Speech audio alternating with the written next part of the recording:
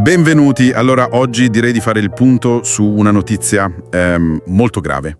L'attacco israeliano contro l'Iran di stamattina, venerdì 13 giugno 2025.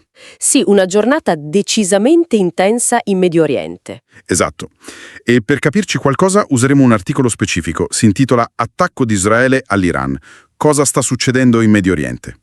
L'idea è, estrarre i fatti chiave, le reazioni, le prime conseguenze, basandoci solo su quanto riporta questa fonte. Certo, un'analisi mirata su quel testo. Bene. L'operazione israeliana, chiamata Leone Nascente, l'articolo la descrive come imponente. Parliamo di circa 200 aerei israeliani, che avrebbero colpito oltre 100 obiettivi in Iran. 100 obiettivi, sì. Un numero notevole. Già, obiettivi dichiarati, siti nucleari, strutture militari. Però attenzione, l'Iran, sempre secondo la fonte, denuncia anche danni a zone residenziali. Un classico punto di divergenza in queste situazioni. Assolutamente. E poi ci sono le perdite iraniane, che l'articolo definisce pesantissime. L'uccisione del generale Hossein Salami, capo dei Pasdaran, Figura chiave. e del capo di Stato Maggiore Mohammad Bagheri, oltre ad almeno 2 scienziati nucleari. La giustificazione israeliana riportata: colpi preventivi contro una, minaccia nucleare imminente. Ah, ecco la motivazione ufficiale secondo la fonte. Sì, è un dato confermato dall'AEA, l'Agenzia Atomica Internazionale, sempre stando all'articolo.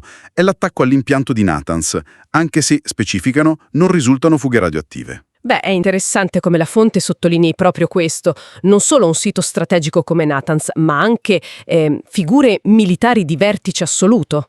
Giusto. L'articolo, inquadra tutto questo nella strategia israeliana, quella dichiarata da tempo, no? Di ostacolare il programma nucleare iraniano.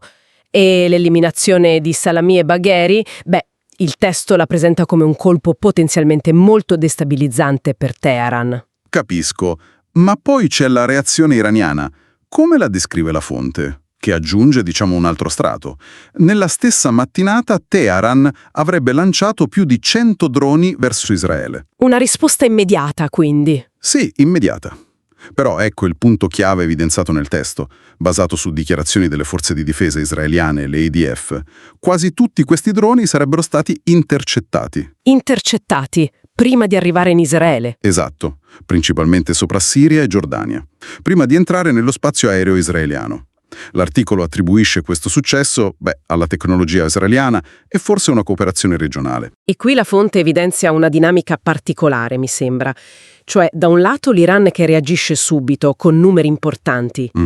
Dall'altro, però, sempre stando alle dichiarazioni IDF riportate nell'articolo, l'efficacia di questa specifica ondata di droni, in termini di danni, sembra limitata. Giusto. E questo, potrebbe influenzare le prossime mosse, anche se la tensione resta alle stelle, ovviamente. Infatti, il testo riporta la promessa di punizione severa dell'Ayatollah Khamenei. Ah, ecco. E anche la richiesta iraniana di una riunione urgente del Consiglio di Sicurezza ONU, menziona l'articolo. Certo, il canale diplomatico attivato subito. Poi, il documento che stiamo esaminando elenca una serie di conseguenze immediate. Praticamente una paralisi nella regione. Immagino, spazi aerei chiusi. Esatto, Giordania, Israele, Iraq, Iran. Voli internazionali interrotti, l'articolo cita Emirates, Qatar, El Al, Turkish Airlines.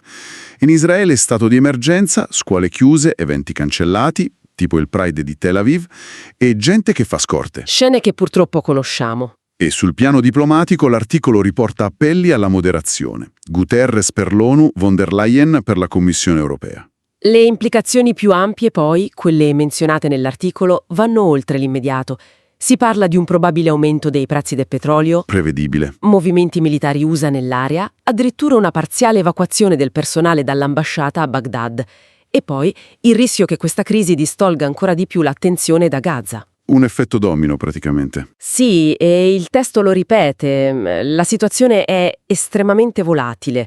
L'attacco israeliano è stato duro, l'Iran ha subito perdite gravi e, anche se i droni sono stati intercettati, secondo le IDF, ricordiamolo, ha comunque mostrato di voler reagire. Il rischio di un conflitto aperto, su vasta scala, secondo la fonte, rimane concreto. Quindi, provando a tirare le fila, basandoci solo su questo articolo, un attacco israeliano pesante e mirato, Una risposta iraniana con droni che, stando alle dichiarazioni israeliane riportate, è stata quasi tutta bloccata. E il risultato? Tensione altissima, spazi aerei chiusi, allarme internazionale. Esattamente. L'articolo ci lascia con un quadro di grande, grande incertezza.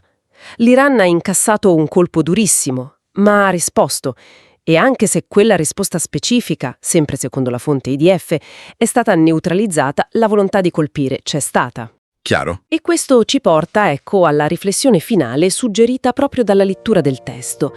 Se consideriamo l'intercettazione dei droni come descritta, ma mettiamo sul piatto anche la gravità dell'attacco subito dall'Iran e la sua dichiarata determinazione a reagire, enfatizzata nell'articolo, la domanda che resta aperta è: quale potrebbe essere la prossima mossa in questa spirale così pericolosa?